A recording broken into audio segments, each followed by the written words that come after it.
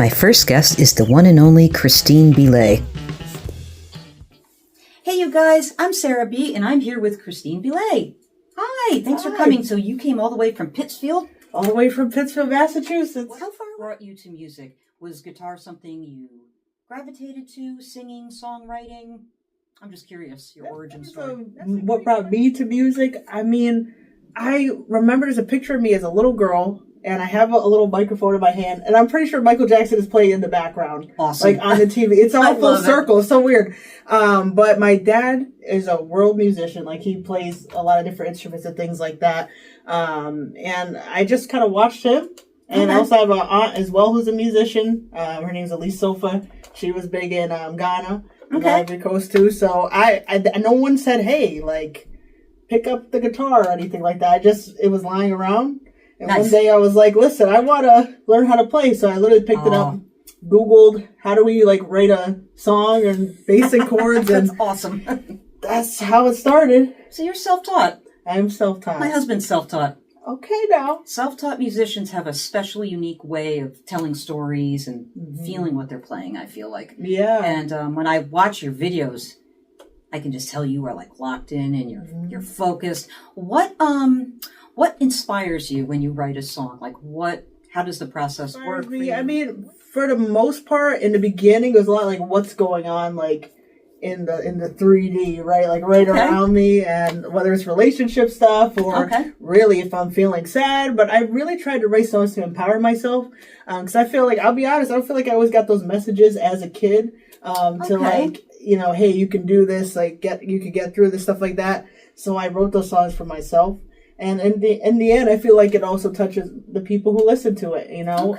Lately, it's been a little bit more socially focused and socially conscious, because everything that's going on. And I feel like that's what needs to be out. So they keep saying we're living in unprecedented times. Yeah. That's what they call it. What do you think that means, Sarah? You tell me. I mean, I feel like you could label any period of time as unprecedented. I feel like you could throw a dart in history and be like, look at that. That's unprecedented at that time. I think we're running out of adjectives. I just think I like that, Sarah. We're just like, okay, sure, unprecedented. And you can just like fill in an adjective. You are from this area, or you went to school in this area? I think St. Rose? Yeah, I went to the College of St. Rose. I'm born in Pittsfield, Massachusetts, and then I came here because I'm like, it's not too far away. If I still, you know, want to talk to my parents, or if they need to bring me something, or if I need to go see them, they're available, which I like. Right, right. So I love to go to St. Rose. It's closed now. Rest in peace. Yeah, I was going to bring that up. St. Rose. But there was a big music scene there. They had a great music program. I was not a part of that program. I actually, well, that's a lie. I minored briefly in music business, but I wanted to graduate early, so I said, all right, let's lock into the social work. And that's amazing. Got my master's and bachelor's there. That's really cool. How has your experience been in that field? Do you find that it was what you thought it would be? It was nothing like what you thought? Honestly, I think it's a great degree and great field. I love to help people. Like in general, like that's just what I do. So whether it's through the music or through talk therapy that I do now, I think it was the right decision. And I feel like there's a lot of opportunities from. They talk about micro and macro. There's so many, and meso. There's so many things you could do. So many places you could travel. But people don't always like think of all those things when they think about social work. But it's a lot that you could do. Yeah, it's an incredible responsibility too. We were talking about that earlier, to guide people and help people. I saw, I stalked you a little bit online before this interview. You do telehealth, televisits. I do telehealth therapy. I have a small private practice called Sea Blue Wellness and Therapy, and I support high performing or high achieving professionals and creatives. So if you're an artist out there and you're like, hey, I have some issues with performance anxiety, or you know, if you're a doctor, nurse, you know, someone in management, you're like, hey, I'm feeling burnt out and I need someone to talk to and work through these issues, like, I'm your person. So that's awesome. Yeah, that's awesome. I'll make sure to get the info for you and I'll put that up to you. I think that's fantastic. That's a really cool angle to focus on people who are burnt out. What is going on? All things Christine Belay. Yes. So I have a lot of new, I guess, accolades. I'm going to talk about it because it's a big deal. And I actually haven't told too many people, like, all the great news. If it's top secret, I respect. Yeah, so recently I got my song Lend a Hand was number 7 on the NACC charts, which is the North American College charts. So that's really exciting, alongside some Grammy winners. So, hey, listen, the music's doing what it needs to do. Also, it's got some international radio play as well in Brussels, Belgium. I think it's Bastia, France. I might get some of these wrong. They're new to me. But and also in a couple other different places. A song I made in my bedroom. Because I don't just go to studios to make music. Like, I've produced my own records. It's called Matriarchy Battle Song. It's a 5-minute a cappella song talking about... Yeah, 5-minute acapella song talking about, like, just a hope for a matriarchal world. And that got played in Switzerland, in Zurich, Switzerland, as well as Perth, Australia as well, on the radio. And this was all organic. I didn't push it or anything there, okay? So I was like, wait, a 5-minute acapella? Yeah, so that was really cool. And then, what else? My song Chasing the Stars, that got a Berlin Music Video Awards Badge of Honor. So it was like one of the top entries out of all of them, which is it's a lot. This is an international festival, so that's amazing. A pretty big deal. I'll be playing at Food Trucks on the River. It's a little like food truck festival in Connecticut, Shelton, Connecticut. That will be really fun. There's a suggested $5 donation, but there's going to be a lot of great music acts. It's 2 days and a lot of good food, and it's family friendly. Nice. So that'll be really fun. Also be playing at the supper sessions. Wow. And then I'll also be playing at the supper sessions in West Stockbridge at Amici, which is a really nice Italian restaurant. And I'm going to be playing with a trio. So it's going to be my original music, probably play some covers, maybe throw some jazz in there. It's going to be really fun. So a lot of cool stuff has been going on, and there's a lot of cool stuff in the works that will be revealed when it's time. That's so exciting. Absolutely. Got a little sneak peek at what's coming up for you. Yes. So what do you think about, I call it the democratization, but the accessibility now that creative people have to make an album in their living room, make a movie on their phone. Yeah. What do you think of all that? I mean, it might have, I don't know, maybe I don't know too much, but I feel like it's always been like this, but like now you're right, you can just get apps, right? And sure.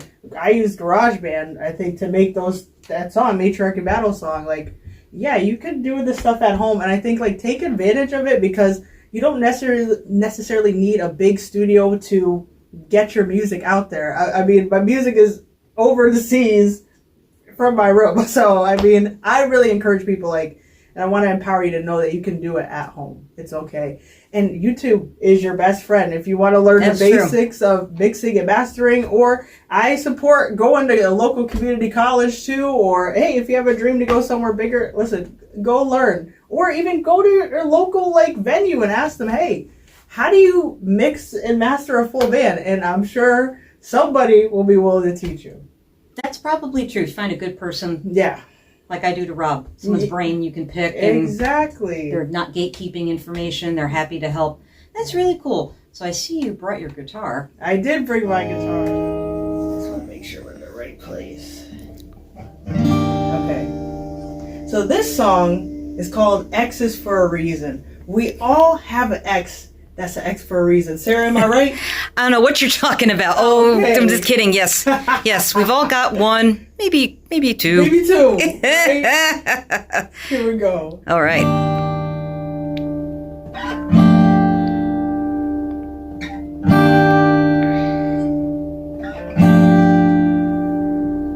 They say we're X's for a reason. It really feels like you committed treason. Letting me down like that. Ran away for another girl. Now she's become your whole wide world. Spinning around you like that. And I said, ooh, it hurts, but will I let it break me? No. I said, ooh, who's gonna be there for me?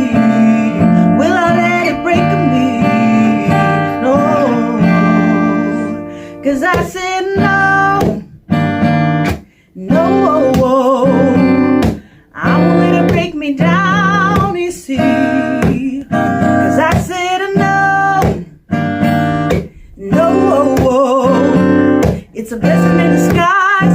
I am free. Although you keep running through my mind, I continue to remember why it has to be this way.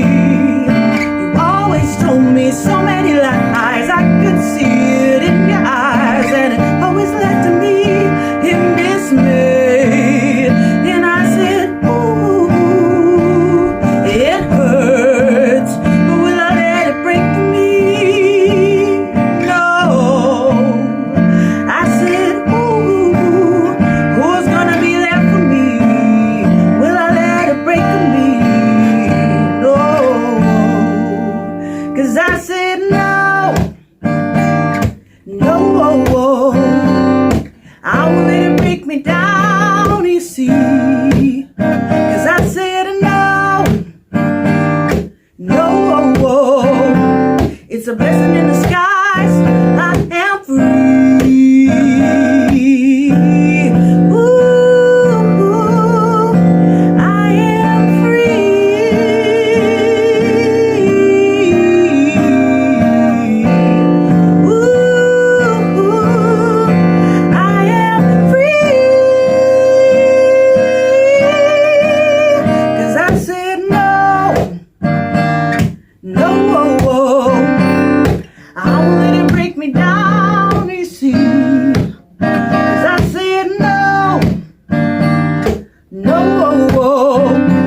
it's a blessing in disguise.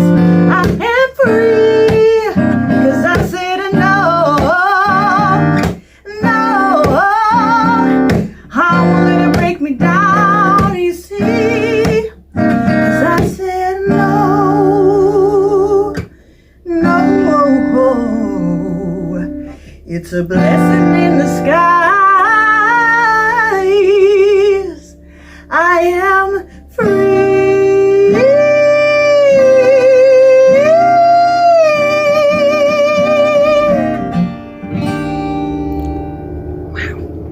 That was fantastic.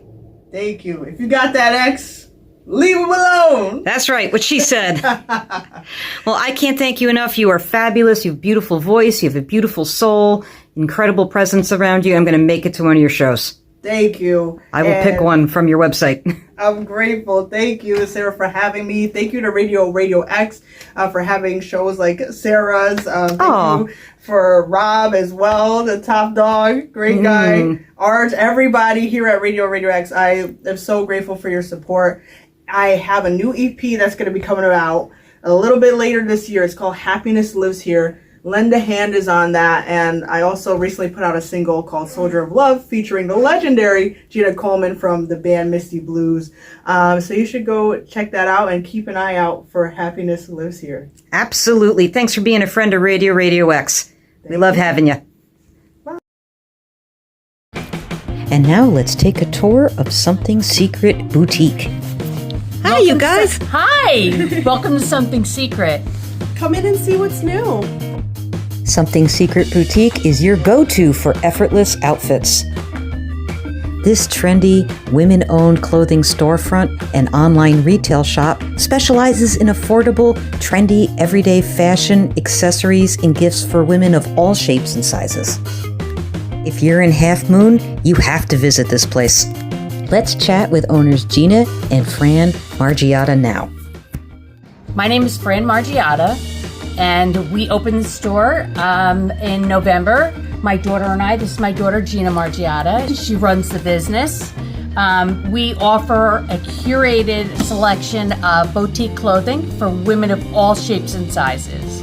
We're really excited to welcome everybody to our boutique.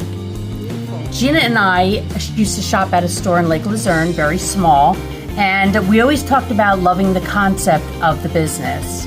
And when the store became available for sale, we went ahead and purchased it on a whim. We went in on a Friday and we owned it by the following Thursday. So we came into this business with very little experience, and Gina really figured everything out on her own. We loved the selection of items, the appeal of having very different original type quality bags and jewelry and clothing.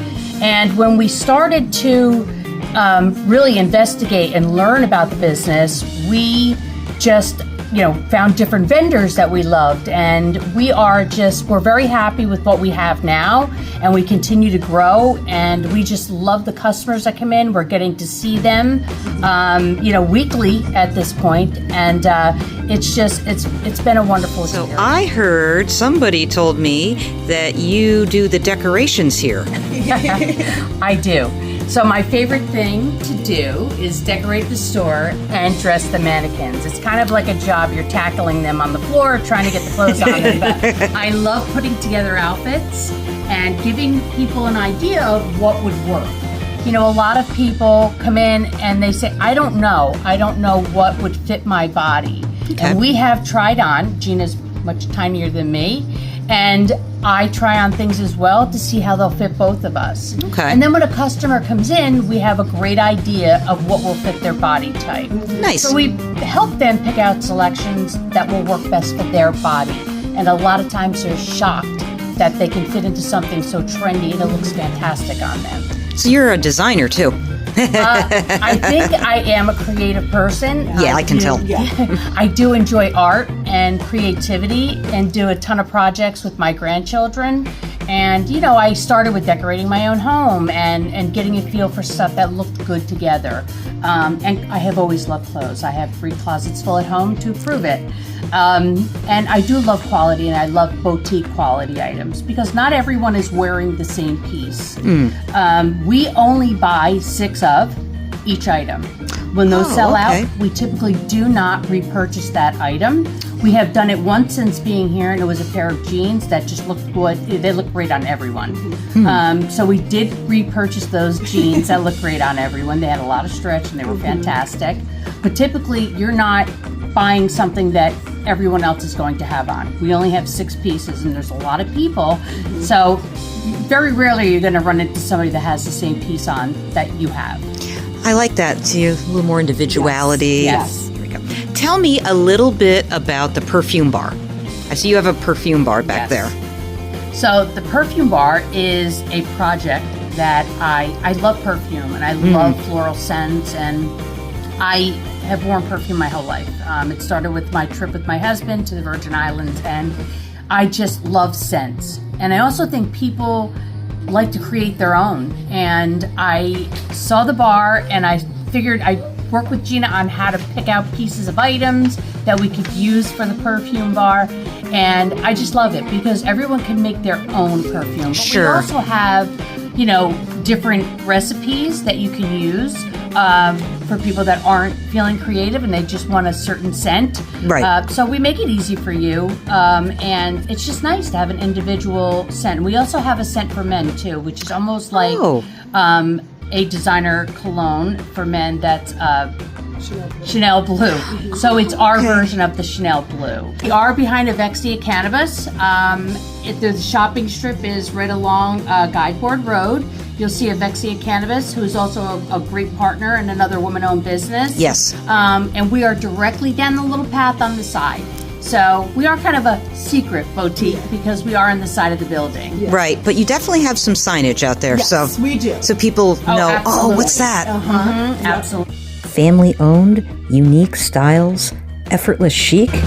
What is not to love about this place? Do yourself a favor. The next time you're in Half Moon, go visit these guys. Thank you guys so much for being a friend of Radio X. Thank you.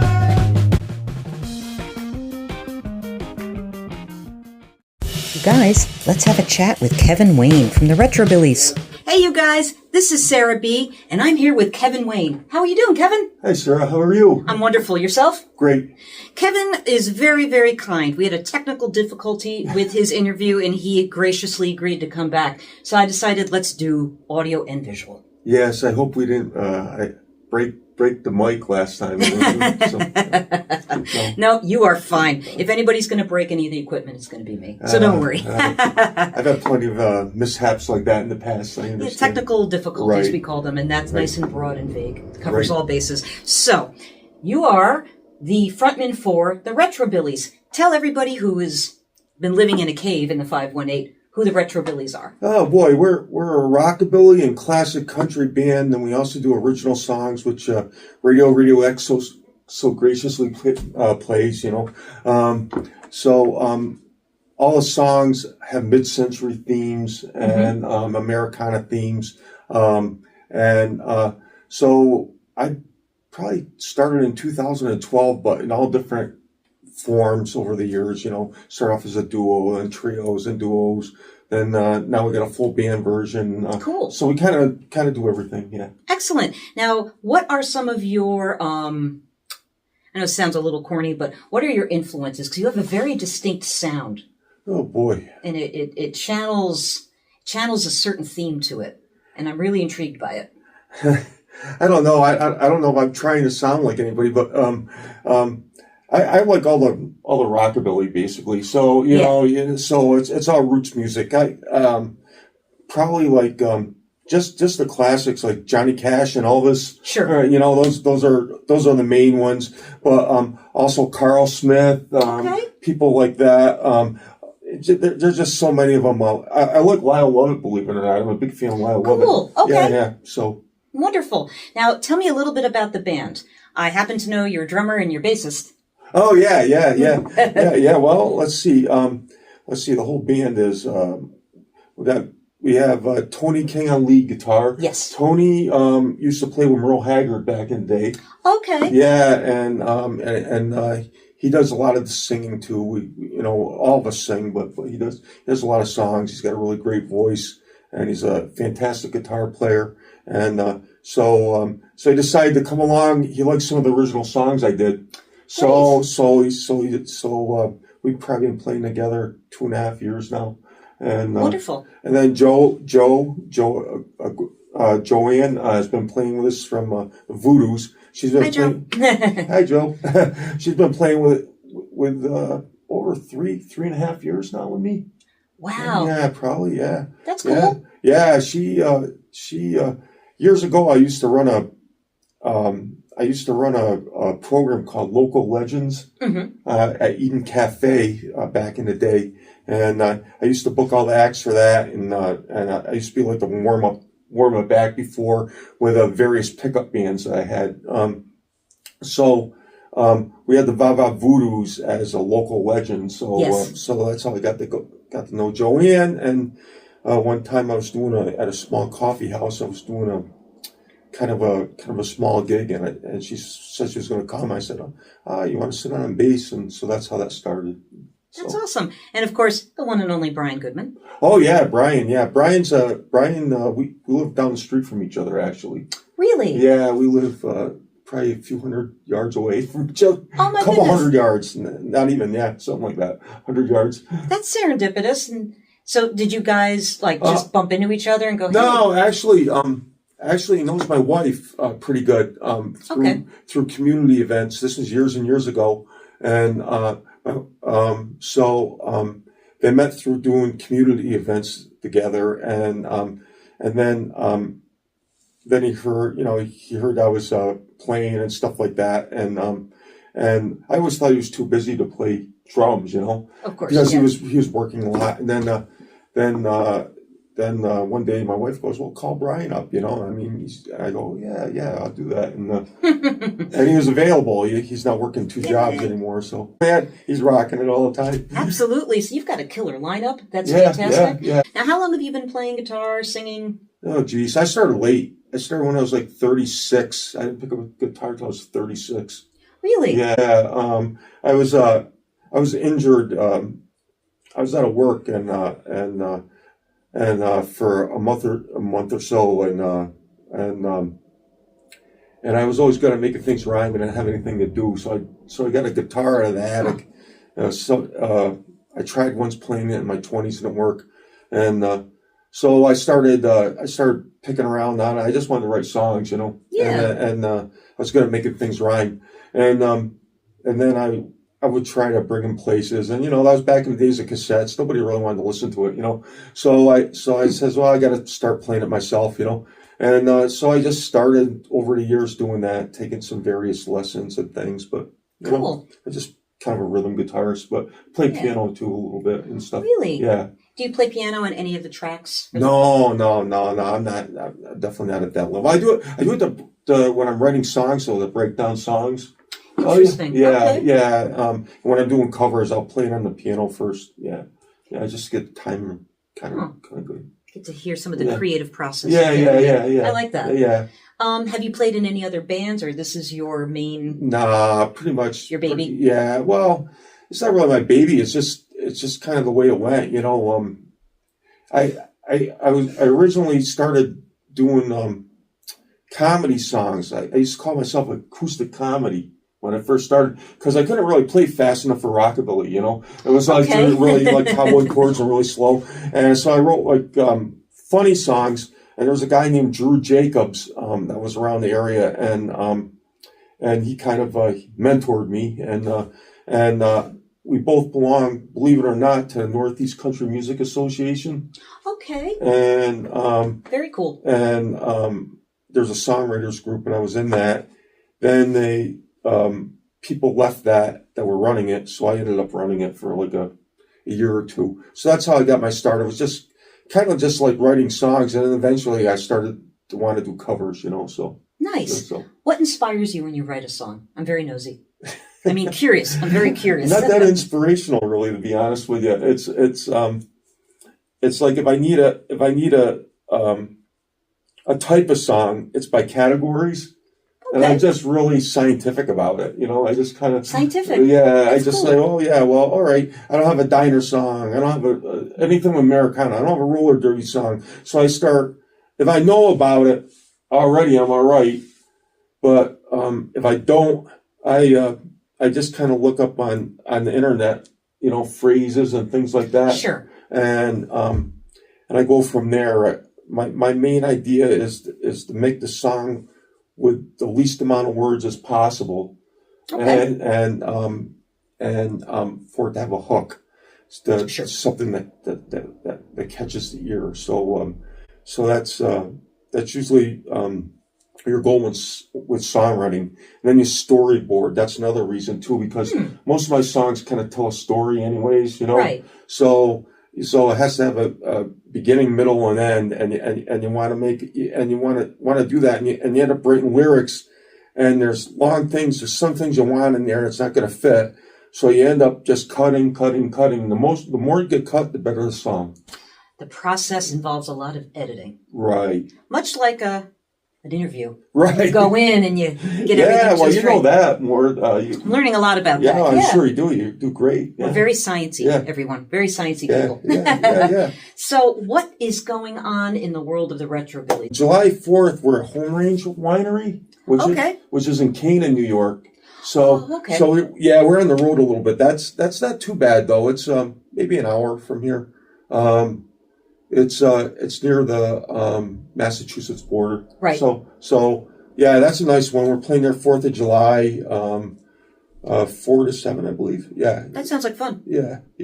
And then July 25th, we're at Murray's Fool's Distillery. Where's that? That's on Route 5 between Scotia and Amsterdam. I didn't even know that existed. Yeah. Very cool. Yeah, okay. It's a distillery. They're having a car show there, so we're playing a car show there. Oh wow. Yeah, and then I guess we're starting about 3 there. Cool. And then, October 17th, we're at Harvest Fest. Okay. Which is Bennington, Vermont.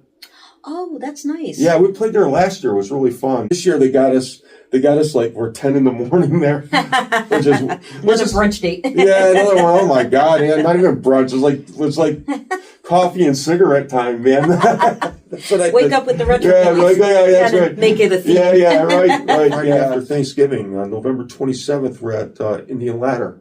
Oh, nice. Yeah, we're pretty psyched about that. Somebody who has never heard or seen the Retrobillies, how would you describe it to somebody? I know how I would describe it. And we're just celebrating the great American landscape, you know, and I love that. Yeah, and with high energy fun.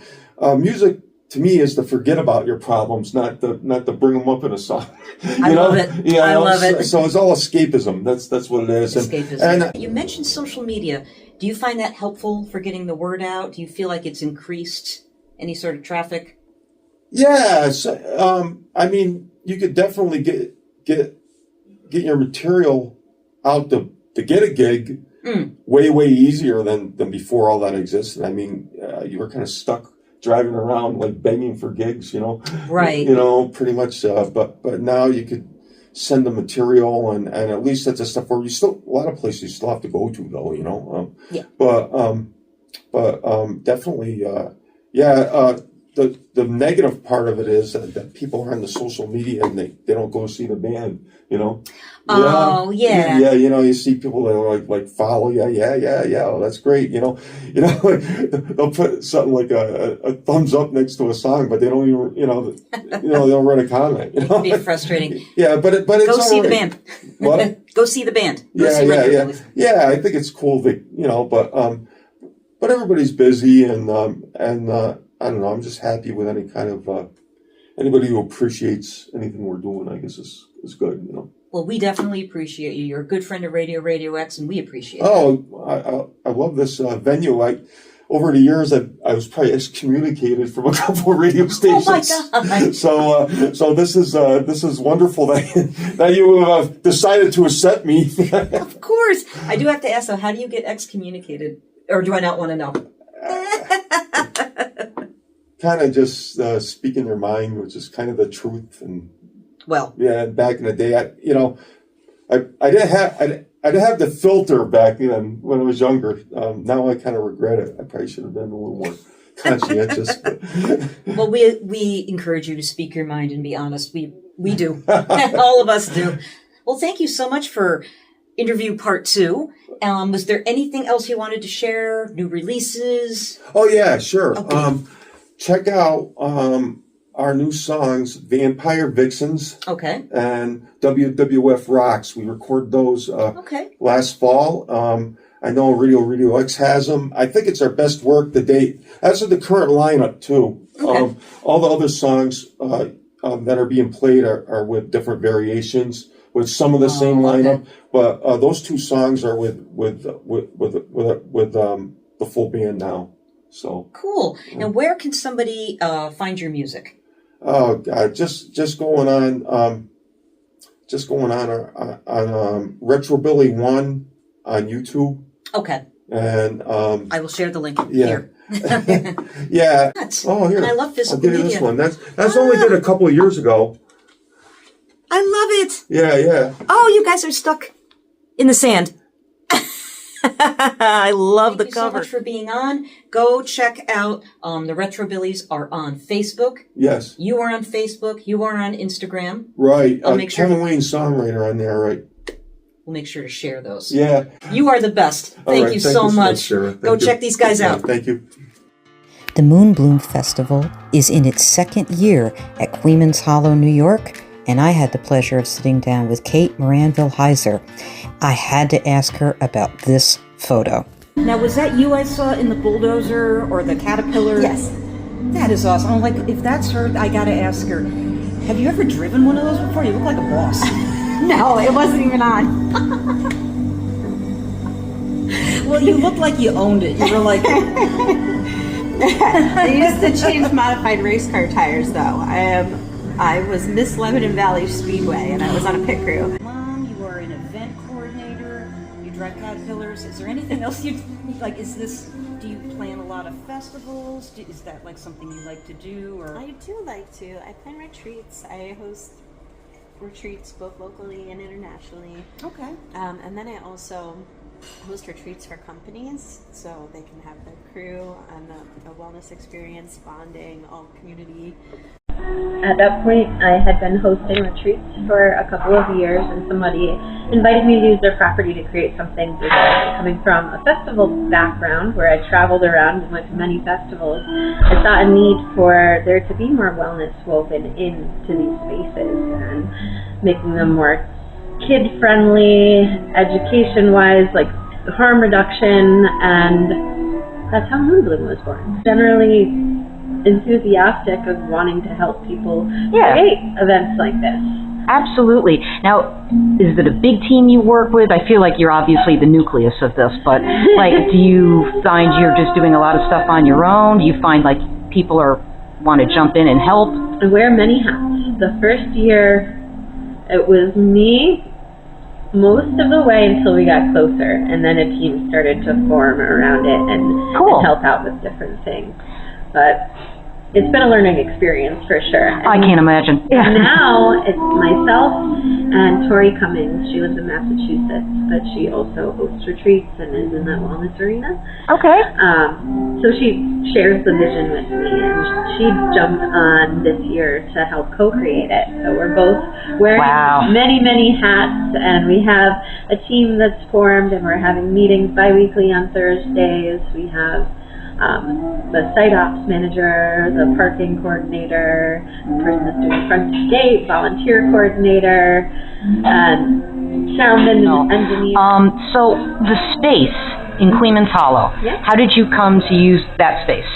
Magic Forest Farm was recommended to me by my partner first, and then I said, no, they're only allowed to have one event there. And then someone else recommended it. That's funny. So I reached out, and they didn't have any events that year. Oh, okay. So lucked out. I lucked out, and they're lovely there. That's good. Great. One of the people that lives there is actually our site ops manager. So perfect. Who knows the land better than someone that lives there? Can't imagine anyone else would be better for that. I know our station guru, Rob, was like, Magic Forest? That doesn't sound like a real place. I'm like, correction, it smells like a magical place. Oh my gosh. And I think it's perfect for a festival. There's peacocks. It's so magical. And the backdrop is Thatcher Park.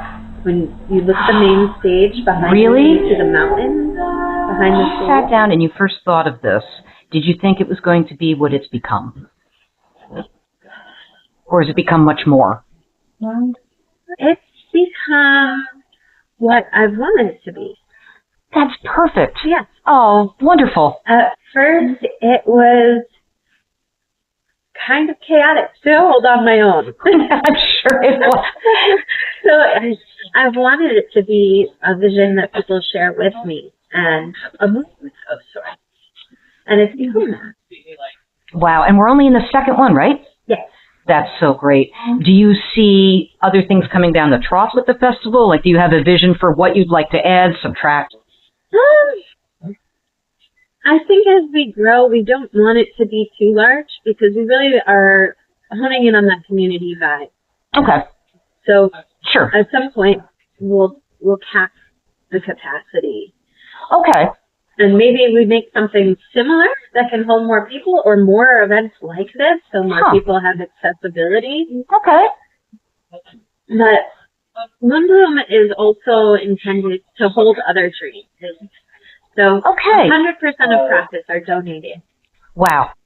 That's awesome. 50% to food security efforts in the Northeast. That means 25% to the Eden Rose Foundation right here in Albany. I saw that. And then the other 25% of that 50% to Project Bread in Massachusetts, which is where Tori's from. And then the other 50% is to start up another nonprofit. Okay. Rooted in alternative methods of healing, regeneration, ways of being with the land that are quite ancestral, and all of that beauty. Have you found that you've gotten a lot of attention from social media, more word of mouth? Like, what have you noticed about that? Well, events are always a risk, so you don't really know until you know. Makes sense. That's actually a really good thing. You don't know until you actually know. But social media has been building. It's been really consistent. We've been getting out there flyering, and we're going to even be doing more of that now that we're a little bit closer to the event. You mentioned something about being off-grid. Yeah. I feel like a lot more people these days are interested in that. Mm-hmm. How does that work for the festival? I'm just curious. For the festival, it works like being run off of generators. Mm-hmm. So we aren't plugged into any electricity from the road or anything like that. We create a community for the weekend. Okay. And we'll be eating the food that people bring in, like vendors and things like that. But beyond that, we'll also have a lot of earth workshops. I wanted to ask you about the workshops. It looks like you have something for everybody, even young children. Yes, something for everybody. And even the workshops that are not in the kids zone are mostly kid friendly too. That's so great. If a parent wants to bring their child to a workshop, they're welcome to do that. So we have 4 workshop stations. They're all elementally named. So earth, air, fire, and water. And then we have the kids zone. So there are workshops and programming all day, every day. Wow. In all of those zones. So there's like 5 workshops going on at once, and you get to build your own retreat and pick what you get to build your own retreat. Build your own retreat. I don't think anyone's doing anything like that. Not around here. Yeah. So you were talking about the camping. Mm-hmm. Tell me a little bit about how it's divided up for all different stages of life. Yes, for all different stages of life. If you're a night owl, we have the party hardy camping, which is as far away from the family camping as can be. And then up on a hill, we have quiet camping, which is not near the night owls or the families. That's very considerate of you to like have people where they would prefer to be. Yeah, because I mean, we want this to be comfortable for people in all stages of life, multi-generational event, and we might just all have some different hours when it comes to that. That's amazing. So you put the event together and you're performing in it. Yep. Is there anything you don't do? Mop floors. Okay. Well, I don't blame you for that. And I'm going to send Rob Smittix to one of your workshops. Tell us a little bit about this freestyle workshop. Oh, we are having a freestyle workshop, and we'll also have a couple of ciphers, so people will get to use those skills, put those skills to use that they just learned. Wow. And you have workshops going on like 24/7. We have programming going on 24/7. Programming, yes. And workshops we'll have going all day. We won't have workshops going on during direct support and headliner. Oh, okay. That makes sense. Yeah. See, you're so considerate. You have literally thought of everything. But we have 5 workshop stations: the earth, air, fire, and water, as well as the kids zone. And okay. There will be workshops all day in all of those spaces. So it's Build Your Own Retreat Festival. Build Your Own Retreat. Oh my God, I love that. That is so like a bespoke festival. That's very cool. And tell everyone where they can get their tickets. At www.moonbloomfestival.org. All righty. So I have it on good authority you'll be performing at the festival. Yes. Tell me a little bit about this band that you're in and everything we want to know.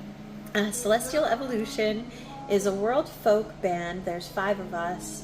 We have Carolyn on the violin, myself on lead vocals, Jason Smith on hand percussion and backup vocals. Then we have Elliot Brassard on bass and Gregory Sheldon on guitar. Wonderful. Now, how long have you been singing? Forever. I used to sing to trees. That's awesome. But with other people, just the last few years. And will we have a single to put on Radio X someday? Yes, hopefully as soon as my guitarist and I can prioritize the time to finish the recording we've started. And he's on his way to Ecuador. Saturday. So it might be a little while. It might be. Okay. Yeah. Moon Bloom Festival will be June 26th and June 28th at Magic Forest Farm in Queens, New York.